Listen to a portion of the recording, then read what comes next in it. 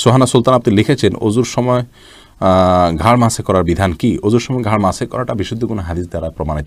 আপনারা ভিডিওর মাধ্যমে দেখতে পেলেন একজন বক্তা, আহলে হাদিস মাযহাবীদের বক্তা, সে বলছে যে ওযু করার সময় ঘাড় মাসা করা যাবে না বা ঘাড় মাসা করা কোনো প্রমাণ নেই বা যাই বলুক না কেন। তো এখন বর্তমান সময়ে নতুন নতুন আলেম মুফতি মাওলানা বেরিয়েছে, ৭৩টা ফেরকা হবে। ৭৩টা ফেরকার মধ্যে একটা ফেরকা যাবে জান্নাত, যে ফেরকাটার নাম হলো ফেরকায়ে নাজি বা হেজবুল্লাহ। বাকি ৭২টা দল যাবে জাহান্নামে। তো এখানে নতুন নতুন এই ৭২ ফেরকা নতুন নতুন বই বেরোবে এবং তারা সেই বই অনুযায়ী তারা বক্তব্য দিচ্ছে যে ঘাড় মাসা করা যাবে না। তাহলে আমরা হচ্ছি ফুরফুরা শরীফে পীর আবু বকর সিদ্দিক রহমাতুল্লাহ আলাইহি, তিনি আমাদের আকাবির।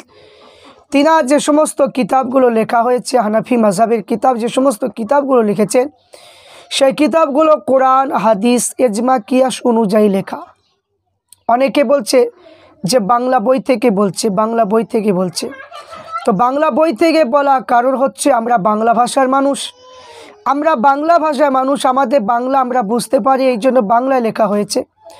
যারা উর্দু ভাষা মানুষ তারা উর্দু জানে, বুঝতে পারে, তার জন্য আরবি থেকে তারা উর্দুতে তর্জমা করেছে।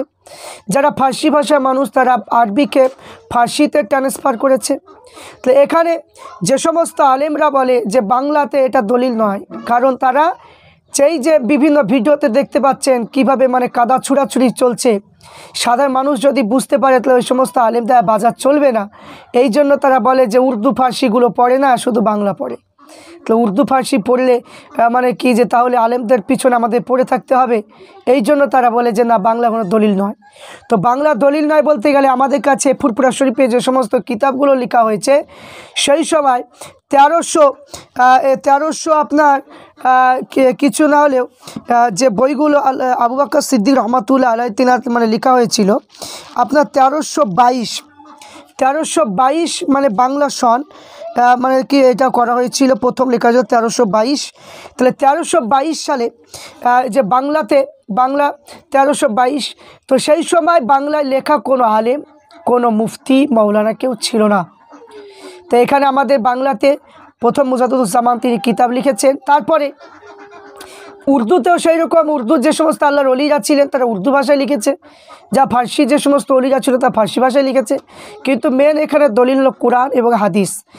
কোরআন আরবিতে, হাদিসও আরবিতে, সেগুলো তর্জমা করেছে বিভিন্ন রকম ভাষাতে। তো এখানে উর্দু যদি দলিল হয় তাহলে বাংলা কেন দলিল হবে না?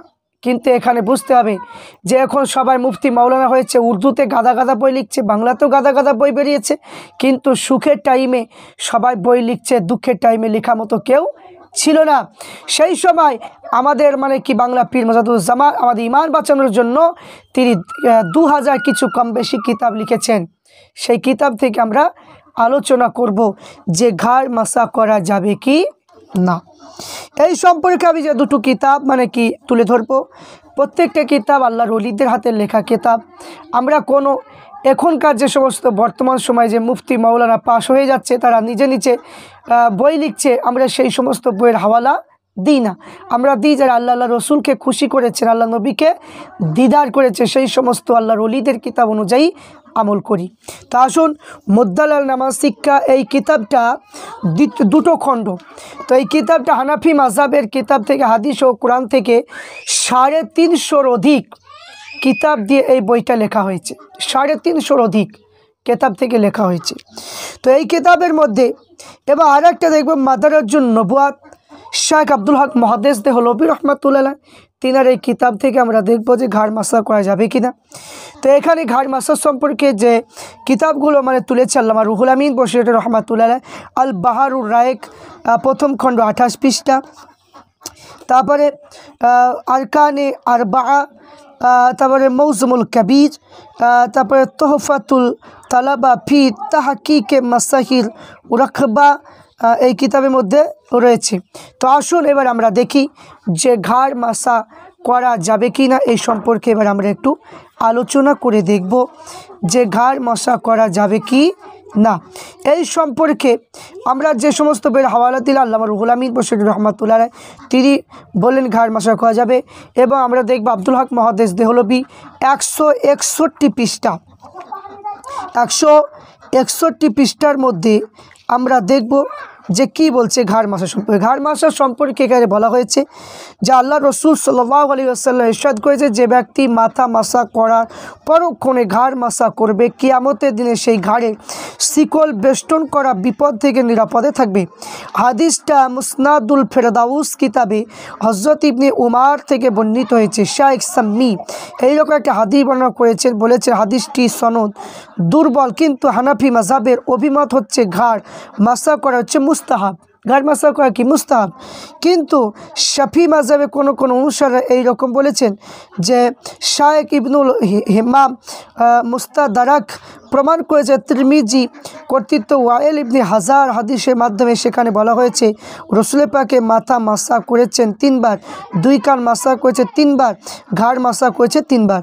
তিনি এই সম্পর্কে আবু দাউদ থেকে অন্য একটা হাদিসে বর্ণনা করেছে। সেই হাদিসে বলা হয়েছে আল্লাহ রসুল মাথার সঙ্গে ঘাড় মাসাও করেছেন। তাহলে এখানে ঘাড় মাসাও করেছেন, কিন্তু এখানে আমরা যে কথাটা বললাম ঘাড় মাসা করেছেন, কিন্তু এখানে ঘাড় মাসা কথা এখানে মানে কি পাওয়া গেল। তাহলে এখানে আমরা যে বুঝতে পারলাম ঘাড় মাসার কথা যে এখানে বলা হয়েছে, তাহলে ঘাড় মাসা করলে কোনো অসুবিধা নেই। তাহলে এখানে যে দুটো কিতাব থেকে আমরা বুঝতে পারলাম যে ঘাড় মাসা করলেও কোনো অসুবিধা নেই। তাহলে আমরা ঘাড় মাসা করব। যদি মানে কেউ যদি করার প্রয়োজন যদি হয় বা কেউ যদি করে যে করা যাবে না, এটা কিন্তু ঠিক নয়। মুস্তাহাব জিনিস কেউ করলে করতে পারে, কিন্তু নিষেধ নেই যে করা যাবে না, এরকম নিষেধ নেই।